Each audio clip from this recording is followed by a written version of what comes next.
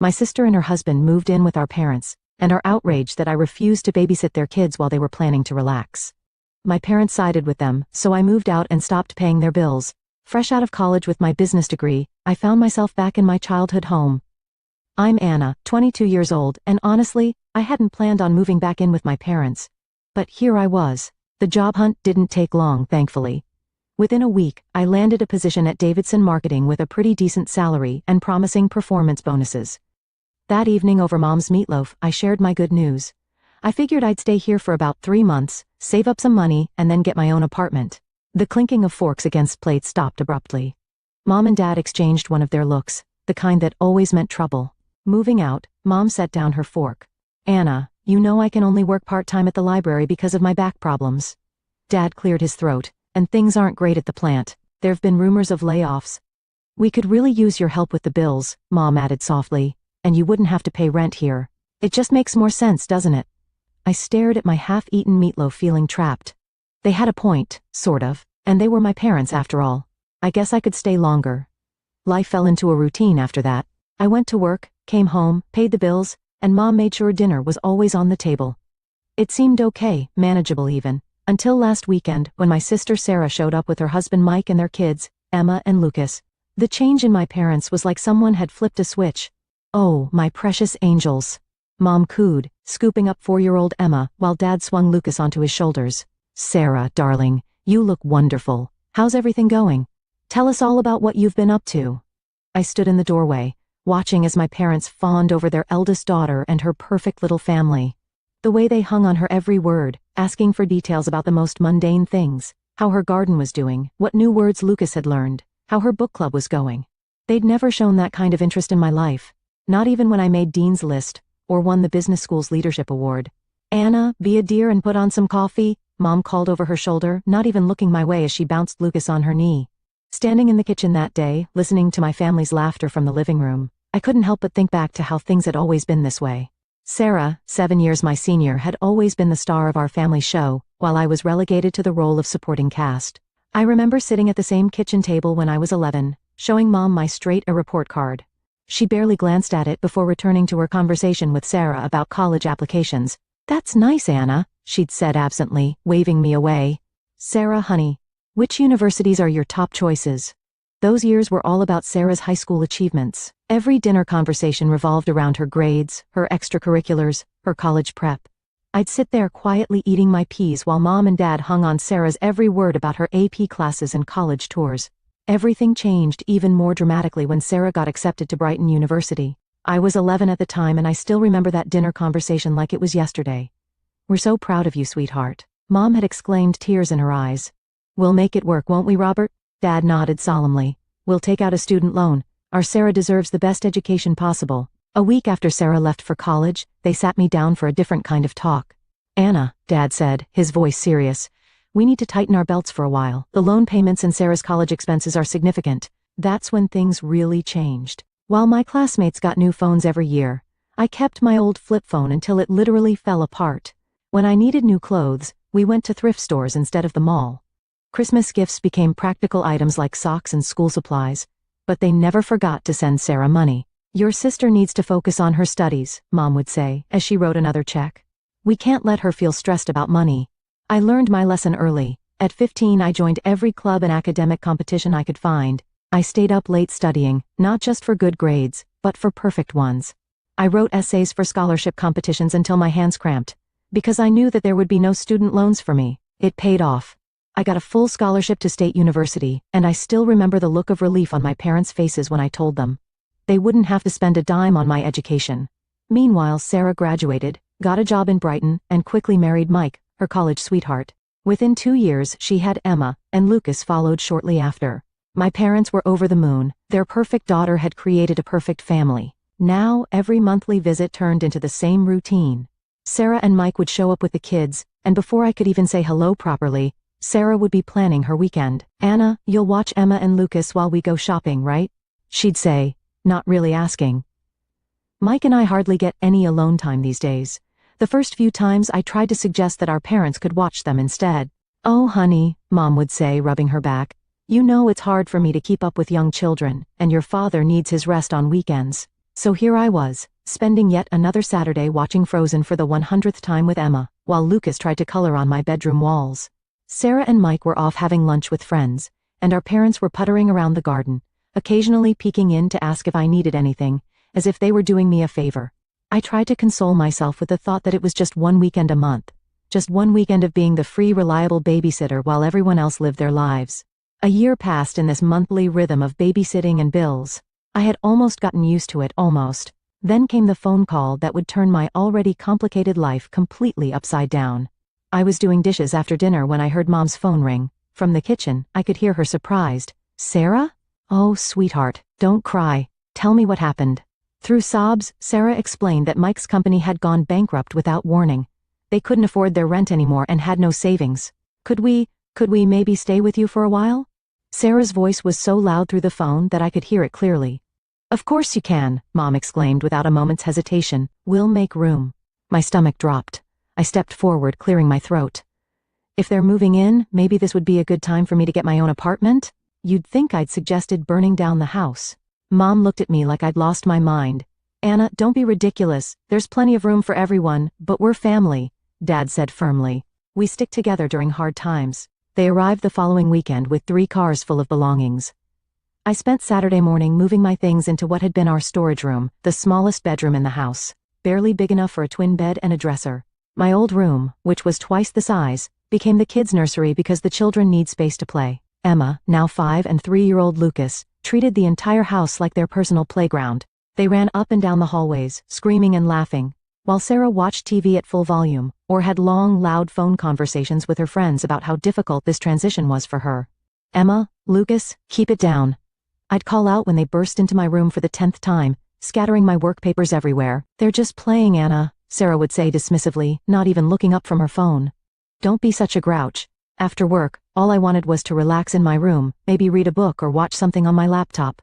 Instead, I got to listen to Baby Shark playing on repeat through the thin walls, punctuated by the constant thump of little feet running back and forth, and Sarah's loud laughter at whatever show she was watching downstairs. Mike spent his days supposedly job hunting, but mostly I saw him sitting at the kitchen table, scrolling through his phone with a worried expression.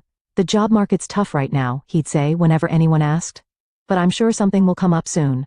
I lay in my tiny bed each night, staring at the ceiling, listening to the chaos that had become my home, and wondered how I'd let myself get trapped in this situation. But every time I thought about bringing up moving out again, I remembered my parents' reaction and kept quiet. The first utility bill after Sarah's family moved in hit me like a punch to the gut. I stood in the kitchen, staring at the numbers that were almost double what I usually paid. The water bill alone had skyrocketed, not to mention electricity and heating. Looking at my bank account, I realized that my dreams of saving for my own place were quickly evaporating. That evening at dinner, I decided to bring it up. "So, about the utility bills." I started pushing my piece around the plate. "They've doubled since last month. I can't keep covering all the bills by myself anymore. It's taking almost my entire salary." Sarah's fork clattered against her plate. "Are you seriously complaining about money right now, when Mike and I have lost everything?" "I'm not complaining. I just think we need to figure out a fair way to. I can't believe how selfish you're being." Sarah's voice rose. "We're going through the hardest time of our lives and all you care about is money?" "Sarah's right, Anna," Mom jumped in. "Family helps family. That's what we do." Dad nodded solemnly. "Your sister and Mike need our support right now. This isn't the time to be counting pennies." I looked down at my plate, swallowing the words I really wanted to say. "Fine. Never mind." A week later, Mike finally got a job at an insurance company. It paid less than his previous position, but at least it was something. I thought maybe things would start getting better. I was wrong. It's so hard being alone with the kids all day. Sarah started complaining almost immediately. "Mike leaves at 8 and doesn't get back until 6. I never get a break." Then it started. Small requests at first. "Anna, could you watch the kids for an hour while I run to the store? Anna, would you mind keeping an eye on them while I take a shower?" Before I knew it, these small favors had snowballed into something much bigger. I'd come home from work to find Sarah already dressed up to go out. "Oh good, you're home," she'd say, grabbing her purse. "Mike and I are meeting friends for dinner. Emma and Lucas already had their snack, but they'll need dinner in an hour. We'll be back by 10. Weekends became my personal nightmare. Sarah and Mike would casually announce their plans on Friday evening. A shopping trip, lunch with friends, a movie date, leaving me with the kids for hours. Mom and Dad conveniently started visiting relatives more often, usually disappearing right after Sarah and Mike left. So there I'd be weekend after weekend, trying to keep Emma from drawing on the walls while Lucas had another tantrum because I cut his sandwich the wrong way. I'd spend my Saturdays cleaning up toys, making mac and cheese, and watching endless repeats of children's movies. By Sunday night, I'd be exhausted, my house would be a mess, and I'd still need to cook dinner for everyone.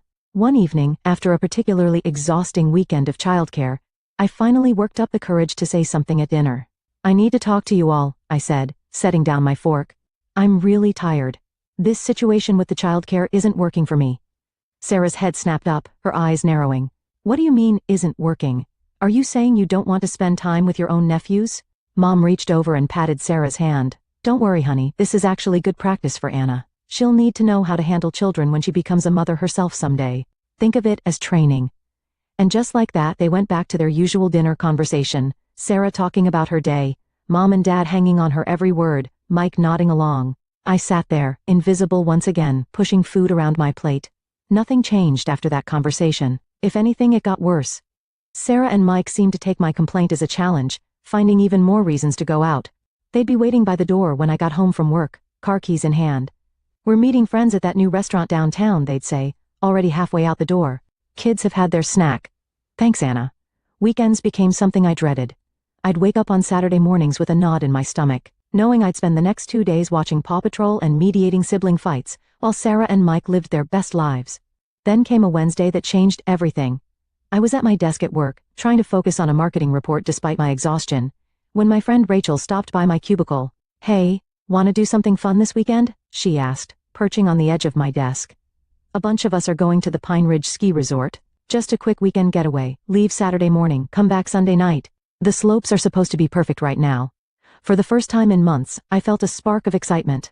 Friday evening, I was in my tiny bedroom packing my duffel bag, actually feeling happy about an upcoming weekend for once. I had just folded my warmest sweater when Sarah appeared in my doorway. "What are you doing?" she asked, eyeing my half-packed bag. "Packing for a ski trip," I replied, rolling up my thermal socks. "Going to Pine Ridge with some friends from work." Sarah's face darkened. "You need to cancel." I looked up, startled by her tone. "What? Why would I do that?" "Because," she said, crossing her arms, "Mike and I are going to Aunt Linda's 60th birthday party in Millbrook this weekend. Mom and Dad are coming too. You need to stay here with Emma and Lucas." I couldn't help but laugh, actually laugh out loud, at the sheer audacity of it all. "You're joking, right?" I said, continuing to fold my ski pants. "You can't seriously expect me to cancel my plans, because you didn't bother to tell me about yours." Sarah's face turned red. "This isn't funny, Anna. You're being completely unreasonable. No. What's unreasonable is assuming I'll drop everything at a moment's notice to be your personal babysitter again." Sarah's mouth fell open. She stood there for a moment, sputtering, before turning on her heel and storming out of my room. "Mom, Dad, Mike." I could hear her shouting down the hallway. "You won't believe what Anna's doing." I kept packing, my hands shaking slightly with anger. The thundering of footsteps announced the arrival of the cavalry. My tiny room suddenly felt even smaller, as Sarah, Mike, and my parents crowded in. Mom's face was already set in that disappointed expression I knew so well. "What's this about you going skiing?" she demanded, hands on her hips. "Exactly what it sounds like," I replied, zipping up my duffel bag. "I'm going to Pine Ridge Resort with my friends for the weekend." "But you can't," Sarah exclaimed. "We have Aunt Linda's party." "No, you have Aunt Linda's party," I corrected her. I stopped what I was doing and turned to face them all. Why am I just hearing about this party now? Why wasn't I included in any of the planning? Mom hesitated, looking uncomfortable for the first time. Sarah jumped in, her voice dripping with condescension. "We all discussed it and decided this would work best for everyone. We go to the party, you watch the kids. It's the most logical arrangement." "You all discussed it?" I repeated slowly. "Without me? And decided what I would be doing with my weekend? How convenient." "Well, you can't exactly bring small children to a sophisticated party," Sarah sniffed. "Aunt Linda specifically said no kids." I shouldered my duffel bag. "Sounds like a you problem. They're your kids, Sarah. Figure it out." "What's that supposed to mean?" Mike finally spoke up, frowning. "It means exactly what it sounds like. I have plans. I'm going skiing. Your children are your responsibility, not mine. If you can't bring them to the party, either don't go or hire a babysitter." "A babysitter?" Sarah screeched. "With what money?" Again, not my problem. I turned to face them all, suddenly feeling stronger than I had in months, maybe years. "Let me make this perfectly clear. I am going skiing tomorrow. I am done being your free, convenient babysitter. I'm done having my weekends hijacked, my plans ignored, and my life treated like it doesn't matter. If you need childcare, Sarah, that's your responsibility as a parent. Stop assuming I'll always be there to pick up your slack. The silence that followed was deafening. They all stared at me as if I'd suddenly started speaking in tongues. Sarah's mouth opened and closed like a fish out of water. Mom looked like she'd been slapped. Dad seemed to be trying to disappear into the doorframe. And Mike, well, Mike just stood there with that same confused expression he'd been wearing since his company went bankrupt. The moment of shocked silence didn't last long. Sarah's face crumpled, and she burst into theatrical sobs, covering her face with her hands. Mike muttered something that sounded distinctly like ungrateful bitch under his breath. How dare you? Mom's voice rose. After everything we've done for you, you're being completely irresponsible. Selfish, Dad chimed in, shaking his head. Absolutely selfish. I stood there, my duffel bag still over my shoulder, watching my family turn into a Greek chorus of accusations. The words washed over me: selfish, ungrateful, inconsiderate, immature, each one meant to cut deep, to put me back in my place. Then Mom delivered what she clearly thought would be the knockout blow. If you walk out that door tomorrow, don't bother coming back to this house. To everyone's surprise, I burst out laughing. Not a nervous giggle, but a full, genuine laugh. They all stared at me as if I'd lost my mind. You know what's funny? I said, wiping tears from my eyes. I've been dreaming about moving out of this house for months. I just didn't have the courage to do it. But here you are giving me the perfect excuse. So thank you, Mom. Get out, Sarah shrieked, her fake sobs forgotten in her rage. Just get out. Gladly, I pulled out my phone and dialed Rachel's number, putting it on speaker just to make a point. Hey, Rach? Sorry to call so late, but is that offer to crash at your place still good? Not just for after skiing, but maybe for a few days? Of course. Rachel's cheerful voice filled the room. I have a spare room. Want to come over now? That would be perfect. I'll be there in 20 minutes. I spent the next 15 minutes gathering everything I could fit in my car: clothes, important documents, personal items. They watched from various doorways as I made trips up and down the stairs, as if they couldn't quite believe I was really doing it. When I had loaded the last box, I walked into the living room where they had all gathered. Oh, one more thing, I said, my voice steady. Since I won't be living here anymore, I won't be paying any of the bills either. You'll need to figure out how to support yourselves. Mom's face went pale. But the utilities, the groceries, not my problem anymore, I said, echoing my words from earlier. I turned and walked out the front door, ignoring Mom's suddenly panicked calls behind me. The drive to Rachel's place was a blur of adrenaline and relief. My phone kept lighting up with calls and messages, angry texts from Sarah, guilt-tripping novels from Mom, stern disappointments from Dad. I ignored them all. The next morning, Rachel and I drove to Pine Ridge Resort as planned. For the first time in what felt like forever, I spent a weekend doing exactly what I wanted to do. We skied, we laughed, we had hot chocolate by the fire, and not once did I have to worry about anyone else's children or problems. When we got back Sunday night, I opened my laptop and started searching for apartments. With my salary no longer going to support my family, I could actually afford a decent place. By Wednesday, I had found a small but bright one-bedroom apartment in a nice area of town, just a 15-minute drive from my office. My first week in my new apartment was like learning to breathe again. Every morning, I woke up to blessed silence, no screaming children, no blaring TV, no guilt-inducing sighs from my mother. I could make coffee and drink it while it was still hot. I could spend my evenings reading or watching whatever I wanted on Netflix. The messages kept coming though. I didn't answer the calls, but I couldn't help reading the texts. They followed a predictable pattern. Mom, how could you abandon your family like this? We need you. Sarah, you're so selfish. The kids keep asking where Aunt Anna is. Dad, your mother is very upset. You need to make this right. The messages cycled between guilt trips and anger, accusations and pleas. I read them all but responded to none. My silence seemed to drive them even crazier. They weren't used to not having power over me. After a week of this, I was sitting on my new couch when Mom's number flashed on my phone again. This time I decided to answer. Anna, finally. Mom's voice was sharp. I can't believe you ruined our entire weekend. Aunt Linda's party was completely disrupted because of your selfish behavior. Sarah and Mike couldn't come because you refused to watch the children and stop. My voice was quiet but firm. Just stop. I'm done with this, Mom. I'm done being treated like a servant in my own home. I'm done being expected to sacrifice everything, my time, my money, my life, for everyone else's convenience. I'm done being the family ATM and free babysitter while being treated like I don't matter. There was a long pause on the other end. When Mom spoke again, her voice had changed to that wheedling tone I knew so well. Honey, I know things haven't been perfect, but we're family. We need you. The bills this month, we're struggling without your help. No, Mom, I'm done. Maybe someday we can have a relationship again, but it will be on equal terms. No more manipulation, no more guilt trips, no more treating me like a walking wallet or free childcare service. Until then, I need space to live my own life. I hung up and immediately blocked her number. Then I went through my phone and blocked them all. Mom, Dad, Sarah, even Mike. I blocked them on social media too. It felt both terrifying and liberating, like cutting anchor lines I hadn't even realized were holding me down. Maybe someday I'll be ready to have my family back in my life. Maybe with enough time and distance, we can build something new, something healthier, with boundaries and respect. Or maybe we won't. Either way, I'm done sacrificing my own happiness and well-being to meet their endless demands.